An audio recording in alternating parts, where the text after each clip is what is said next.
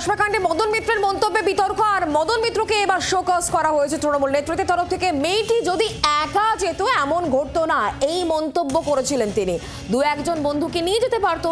এই মন্তব্যের পরে কিন্তু বিতর্কের সৃষ্টি হয়, অস্বস্তিতে পড়ে দল, আর এরপরই কামারহাটির বিধায়কের এই মন্তব্যের জন্য তাকে শোকজ করা হয়েছে দলের তরফ থেকে।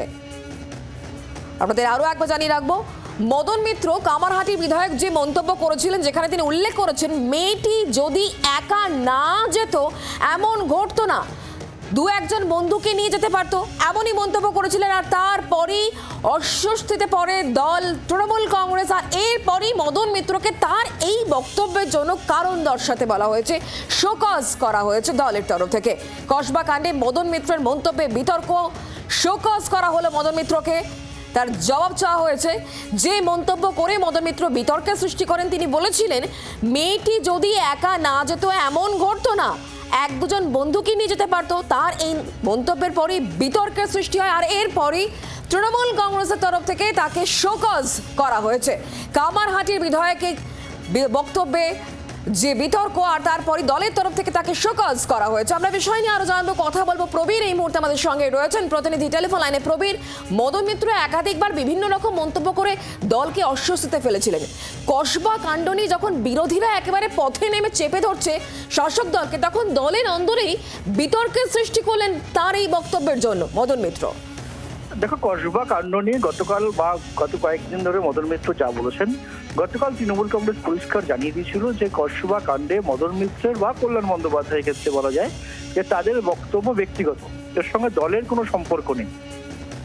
এবং দেখা গেল যে গতকাল মদন মিত্র তিনি বলেছেন যে তিনি তার রাজনৈতিক জীবনে এমন কোনো কাজ করেনি যেটা মানুষ সমর্থন করেনি।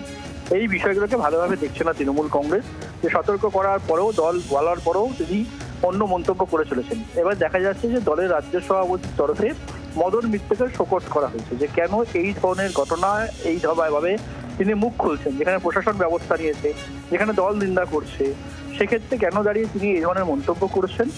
এবার দেখা গেল যে শোকজ করা হলো মদন মিত্রকে। আগামী 3 দিনের মধ্যে তাকে বলা হয়েছে যে জবাব দিতে, যে কেন এই ধরনের মন্তব্য করেছেন। দলের ঊর্ধ্বে গিয়ে বা প্রশাসন যেখানে দেখছে, সেক্ষেত্রে 3 দিন সময়সীমা দিয়ে মদন মিত্রের কাছে জবাব দিয়ে চাইল তৃণমূল কংগ্রেস। ধন্যবাদ প্রবীর আমাদের সঙ্গে টেলিফোন লাইনে থাকার জন্য। আর এবার শোনাবো মদন মিত্র ঠিক কি বলেছিলেন, শুনুন।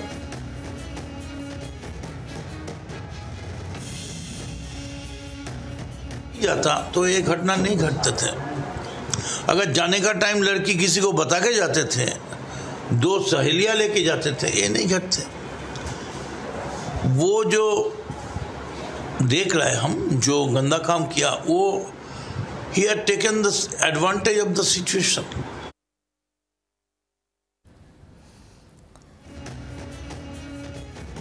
শুধুমাত্র এই মদন মিত্র নয়, এবার শোনাবো অবশ্যই কল্যাণ বন্দ্যোপাধ্যায়। তার যে বক্তব্য, তাকে কেন্দ্র করে দলের অন্দরে জোর চর্চা চলছে। কারণ নারী বিদ্বেষ বিতর্কে এই মুহূর্তে তৃণমূল কংগ্রেসের অন্দরে কোন দল মহুয়া মৈত্রকে বেলাগাম আক্রমণ করেছেন কল্যাণ বন্দ্যোপাধ্যায়। আমি একেবারে নারী বিদ্বেষী নই, আমি একজন নারীকে হেট করি, সে মহুয়া মৈত্র। কসবা কাণ্ড নিয়ে কল্যাণের মন্তব্য নারী বিদ্বেষমূলক, সরব হয়েছিলেন মহুয়া। তার পাল্টা জবাব এবার কল্যাণের।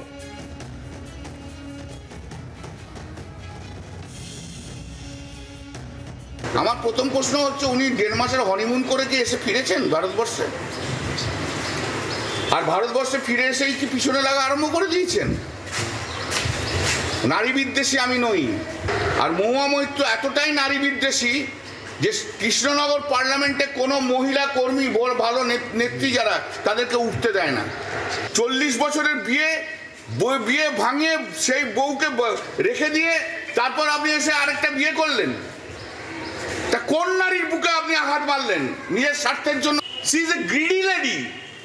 আমি একটি নারী hater, that is Mahua Moitra. I hate হার।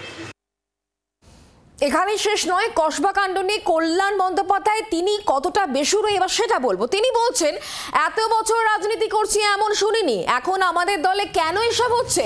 রাত পর্যন্ত কেন ইউনিয়ন অফিস খোলা? এসব আমাদের দলের জন্য ভালো নয়, এমনই মন্তব্য করছেন শ্রীরামপুরের সাংসদ কল্যাণ বন্দ্যোপাধ্যায়।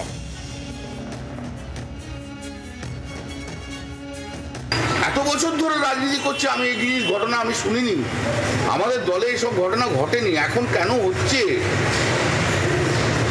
কেন হচ্ছে? এই যে টাইমটা আপনি আমাকে বলুন তো, 4টে পর্যন্ত কলেজ হয়, সেই কলেজ কেন খোলা থাকবে সন্ধে পর্যন্ত? 6টা, 6:30, 7টা ট্রেড ইউনিয়ন অফিসের জন্য কি এমন কাজ আছে যেখানে মহিলারা থাকবে? মহিলা বিহীন করো না তোমরা, ট্রেড ইউনিয়ন চালাও, তাদের বলো তোমরা বাড়ি যাও। তাদেরও তো একটা সিকিউরিটির ব্যাপার আছে না? কি এমন কাজ আছে? যদি কাজ থাকে পাশাপাশি তো কোনো পার্টি অফিস থাকে, সেখানে তো আরো সিনিয়র লোকেরা থাকে, সেখানে যে বসে কাজ করো। এটা তো আমাদের দলের জন্য ভালো নয়। যে যাই আমাকে কন্ডেম করুক, আমাকে যা করুক, কিন্তু আমাকে এই কথাগুলো আমি বলছি, আপনারা জিজ্ঞেস করছেন, আমি বলছি, আমি অন্তর থেকে বলছি।